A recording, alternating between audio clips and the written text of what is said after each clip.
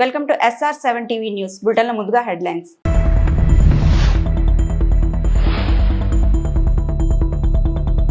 గోరఖ్పూర్లోని గోరఖ్నాథ్ ఆలయంలో రాష్ట్రపతి ద్రౌపది ముర్ము ప్రత్యేక పూజలు.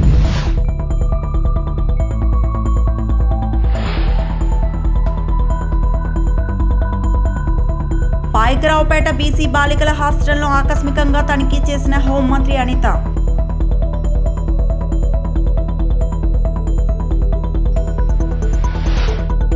పాషమైలారం ఘటనా స్థలాన్ని పరిశీలించిన సీఎం రేవంత్ రెడ్డి.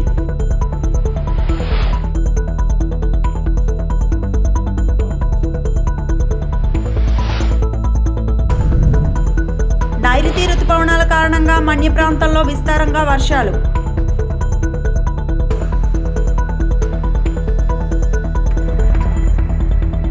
ఉత్తరప్రదేశ్ ముఖ్యమంత్రి యోగి ఆదిత్యనాథ్ తో కలిసి నివాసి ద్రౌపది ముర్ము గోరఖ్పూర్లోని చారిత్రాత్మక గోరఖ్నాథ్ ఆలయంలో ప్రార్థనలు చేశారు. ఈ ఆలయం లోతైన సాంస్కృతిక మరియు ఆధ్యాత్మిక ప్రాముఖ్యతను కలిగి ఉంది మరియు నాథ్ శాఖ యొక్క ఆధ్యాత్మిక స్థానం కూడా. ఉత్తరప్రదేశ్ పర్యటన సందర్భంగా రాష్ట్రపతి మతపరమైన మరియు సాంస్కృతిక సంస్థలతో కొనసాగుతున్న సంబంధాన్ని ఈ సందర్శన హైలైట్ చేస్తుంది. భక్తులు మరియు ఆలయ అధికారులు సంప్రదాయ ఆచారాలు మరియు వేద మంత్రాలతో ప్రముఖులకు స్వాగతం పలికారు.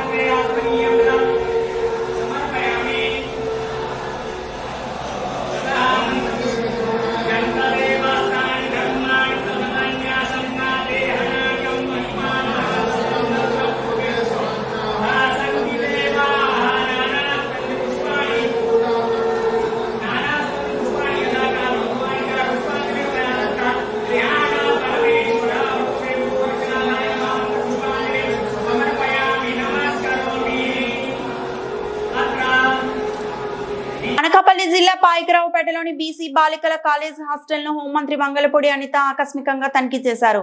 విద్యార్థుల యోగక్షేమాలను అడిగి తెలుసుకున్న మంత్రి హాస్టల్లోని సమస్యలపై తీవ్ర అసంతృప్తి వ్యక్తం చేశారు. సీసీ కెమెరాలు లేకపోవడం పట్ల మంత్రి ఆగ్రహం వ్యక్తం చేశారు. విద్యార్థులతో కలిసి భోజనం చేసిన మంత్రి ఆహార నాణ్యతను తక్కువగా ఉండటంతో అధికారులపై సీరియస్ అయ్యారు. మెనూలో ఉన్న పదార్థాలను సరైన విధంగా అమలు చేయకపోవడాన్ని గుర్తించారు. ప్రభుత్వ హాస్టల్లో కూడా సన్న బియ్యాన్ని వాడాలని స్పష్టం చేశారు. ఈ సందర్భంగా మంత్రి అనిత విద్యార్థులను ధైర్యంగా ఉండాలని, సామాజిక మాధ్యమాలపై అప్రమత్తంగా ఉండాలని సూచించారు. తక్షణమే హాస్టల్లోని సీసీ కెమెరాలు ఏర్పాటు చేయాలని ఆమె అధికారులకు ఆదేశించారు. హాస్టల్పై సమగ్ర విచారణ జరిపి 2 రోజుల్లో నివేదిక ఇవ్వాలని మంత్రి అనిత ఆదేశించారు.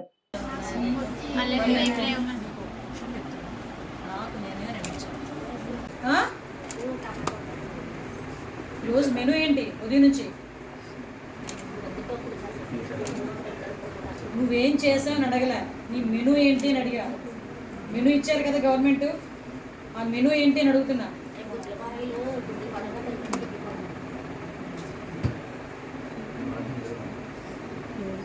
భోజనం కూడా సరిగా లేదు.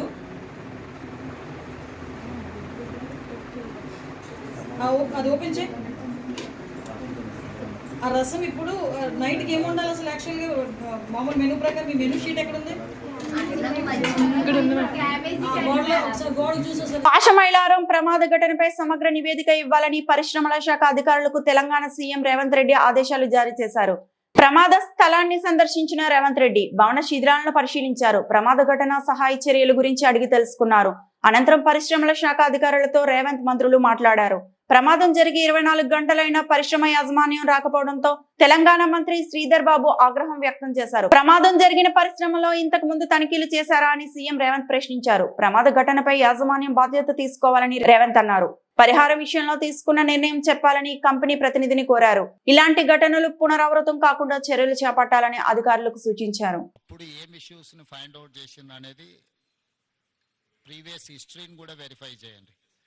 దాని తర్వాత ఇప్పుడు జరిగిన యాక్సిడెంట్కు ఎక్స్పర్ట్స్ను పెట్టి వాళ్ళు ఎక్స్పర్ట్స్ ఒపీనియన్ కలెక్ట్ చేయండి.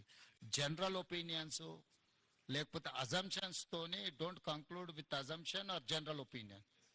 I need specific reason for this accident, then only we can address. ఇప్పుడు ఈరోజు ఇక్కడ జరిగింది, ఇట్లాంటి సిమిలర్ ఇతర పరిశ్రమలలో కూడా ఇట్లాంటి సమస్య రాకుండా ఉండాలంటే మనం ఏం ఇన్స్ట్రక్షన్స్ ఇవ్వాలి, వీటి మీద ఫోకస్ పెట్టాలనేది కూడా మనకు అర్థం కావాలి.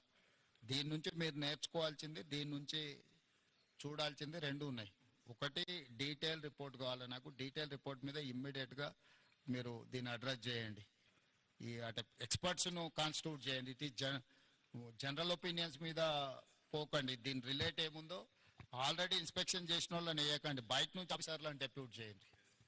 ఆల్రెడీ ఇన్స్పెక్షన్ చేసి ఆల్రెడీ దీని మీద ఉన్న వాళ్ళని మళ్ళీ ఒపీనియన్కి ఇస్తే they don't say anything. So కొత్త వాళ్ళను దీన్ని వేసి దీని మీద టోటల్గా డీటెయిల్ రిపోర్ట్ అనేది దీని మీద ఇమ్మీడియట్గా తీసుకోండి. ఈ రిపోర్ట్స్ బేసిస్ మీద ఈ పాశమైలారంలో ఉన్న ఇండస్ట్రీలో ఇట్లాంటివి ఏమేమి ఉన్నాయి, వేటి మీద ఇంకా ఇట్లాంటి గతంలో ఇట్లాంటి ఏమైనా డెఫిషియన్సీ ఉండి వాళ్ళకి నోటీసులు ఇస్తే వాళ్ళు కంప్లై చేసిండ్రా లేదా, ఇమ్మీడియట్గా మిగతా వాటిని కూడా అడ్రస్ చేయాలి. మీకు ఇన్సిడెంట్ యాక్సిడెంట్ కానంత వరకు అంత బాగానే కనిపిస్తుంది. ఒక్కసారి సీరియస్ ఇష్యూ అయితే మళ్ళీ తర్వాత ఇదవుద్ది. దాని తర్వాత మళ్ళీ జరిగిన తర్వాత నువ్వేం చేయడానికి లేదు.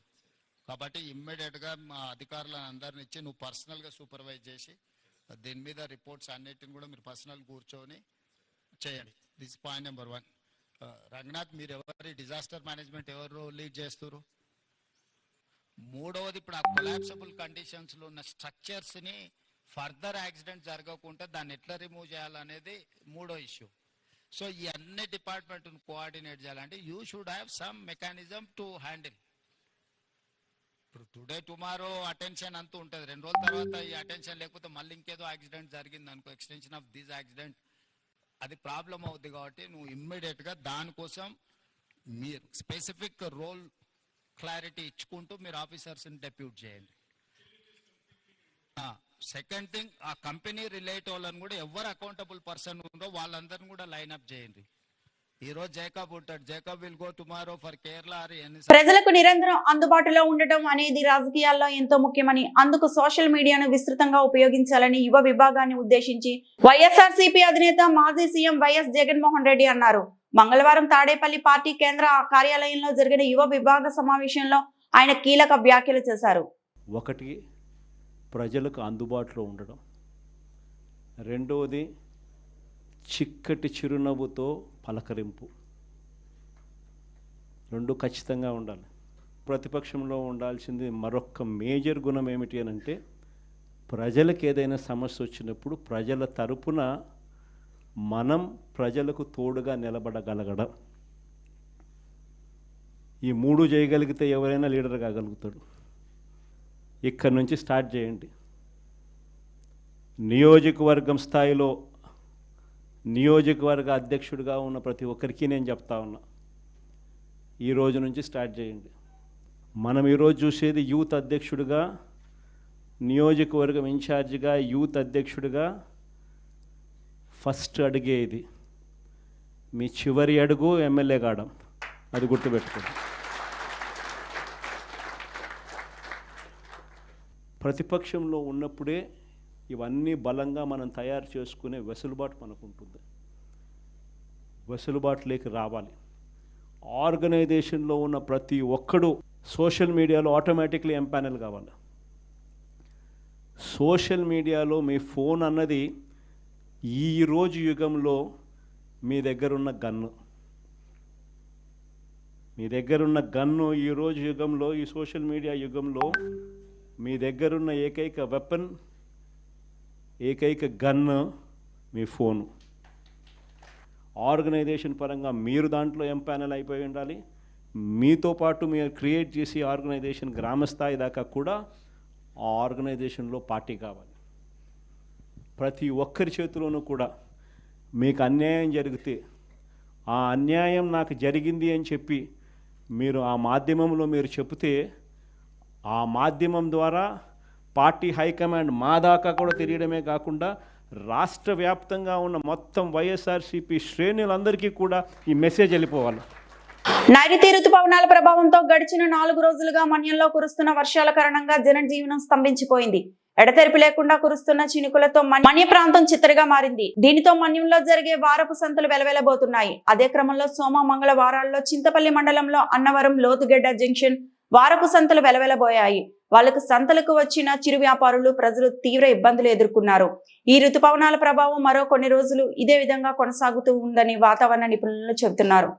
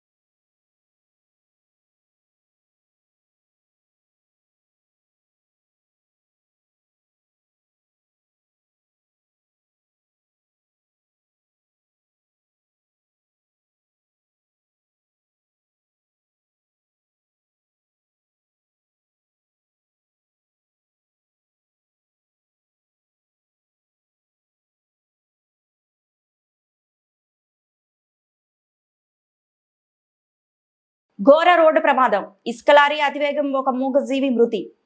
ములుగు జిల్లా వెంకటాపురం మండలం శివారులో ఇండియన్ పెట్రోల్ బంక్ ఎదురుగా ఇసుక లారీ అతివేగం వల్ల ఒక మేక మృతి చెందిన ఘటన చోటు చేసుకుంది.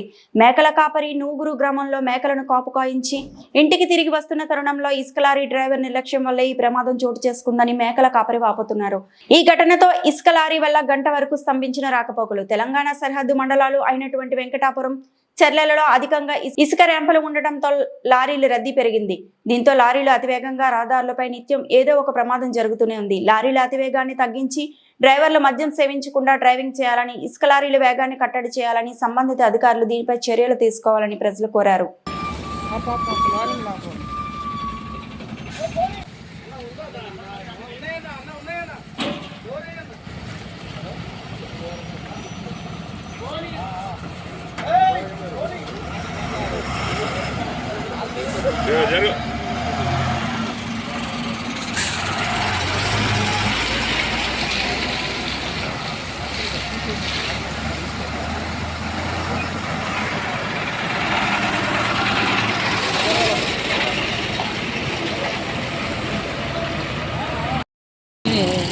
తోడుకుంటే గట్రా చేస్తున్నారు ధర్మయ్య. కర్రతో ఆపుతూనే ఉన్నాడట ఆయన.